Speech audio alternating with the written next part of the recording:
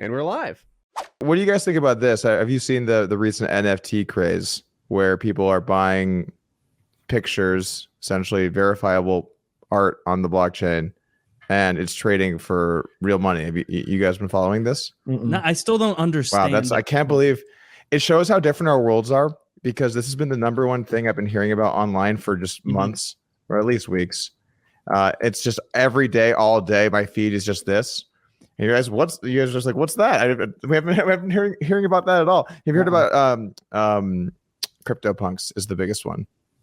No, I've never heard of that. Have you guys? Oh, I'm about to blow your mind. You gotta blow our minds. Do you want me to blow your mind, guys? Treat us like we're three retards. Pretend.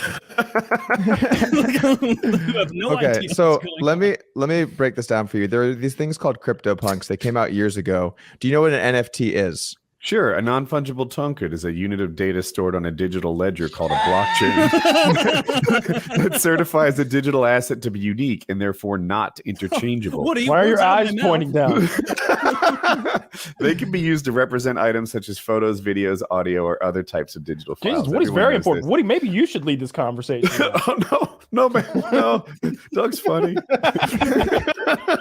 Yeah, well, so break it down for us. So basically, these are pieces of artwork. They're pictures essentially stored on the blockchain, and you can verify that you own that picture. Obviously, it does not come with real legal rights. You can't sue people for putting your picture as their profile or whatever. Let me show you this guy. I'll put this in the chat. This bad boy is, I think, the largest one that has been sold to date. It sold for, I think, $8 million. What? And That what you picture? you get to have that picture, yeah.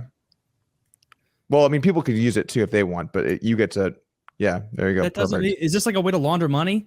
I don't know. Why does everyone say that? The answer is no. But but that response is so common that it's because people are trained from like the art world, where they're like, oh, they bought this bullshit for 10 million, and it's because that's the way they launder money through art. So I would argue that this picture at 8 million was one of the best investments that anyone has made this year. It is a complete steal. This person is going to make ungodly amounts of money.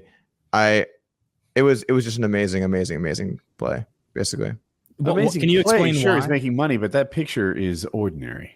Sure, it's what it represents. So okay, let's just say this: artwork is stupid, just in general. So what gives artwork meaning is what it represents, and these NFTs are one of the first NFTs.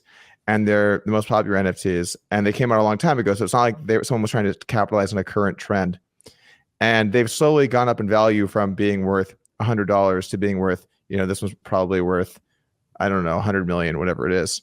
They just slowly kind of gone up in value over time organically. And if you own one of these, there's only ever going to be 10,000 of them, and they all have different traits. So some have. So there's aliens. That's the one I showed you. Is an alien. There's aliens. There's apes. There's zombies, and then there's humans. And basically, the traits to sort of define the value, and there's a marketplace and people trade them. There's 10,000 of these in existence. The cheapest one you can possibly buy is $145,000. And when do you get the money back from this investment? Like, I don't understand that transactional part where you're.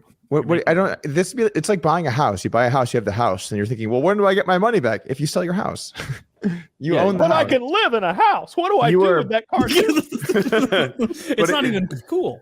What you're doing is you're buying something, hoping that someone else wants it even more than you, that someone else will pay more. Yeah, I think I'm the dumb one in the room, but I have no idea what that cartoon does or what I would do with that cartoon. I think that there are a lot of people that think this is one of the coolest possible things you could own in cryptocurrency, basically. The one I just showed you. It's probably around the coolest thing you could possibly own. But to me, what it does is become worth more tomorrow, right? I will buy a plain black pixel if you tell me that I can sell it for a profit tomorrow. That's what they're doing, right? Not necessarily. Let's say, for example, in general, sure. But let me give you an example, right? Elon Musk loves to flex on people. We've seen it plenty. Let's say Elon decides, I want to be involved in NFTs. I love crypto. I've been invested in Bitcoin a while, and I want something that really means something about my involvement in this space that means something to me. Oh, I want to own the best NFT or the most expensive NFT. I'm going to buy this thing for 125 million or whatever if he bought it. Let's just say hypothetically. Well, now that thing is never going back on the market ever. That thing is done. Maybe one day when he dies, someone else will. But unless he decides to sell it, if he feels passionate about it, he doesn't have to sell. He has so much money. Who cares, right? And that's why when we see a lot of this artwork that goes up for sale that museums buy, it goes for astronomical numbers, and then it never comes back. It's never available again.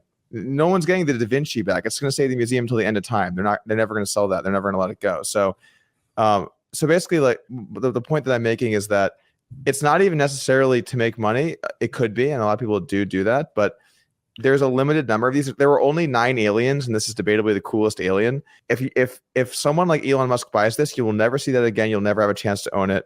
It represents something so significant and so scarce. Now, look, I don't own any of these, although I have debated at time. I've been as close as possible without buying one, and now the fad is it's reaching pretty peak levels of euphoria. So it's not the time to jump into things. But if they come back down to earth and I can get a cool picture for $50,000 or something, I might dabble. But basically, I think that these things are going to be worth a lot in the future, and it's the scarcity that really matters. So the picture itself doesn't mean anything. Well, kind of. I mean, it is that picture, but you don't own the rights to it. I could make. No, it doesn't. No, but I think he's saying that some Don't people understand genuinely place a high value on that picture, and having the unique rights to it. Like, you're the guy that owns that picture. Yeah. Other people have copies, reprints of it, but that's not the same thing.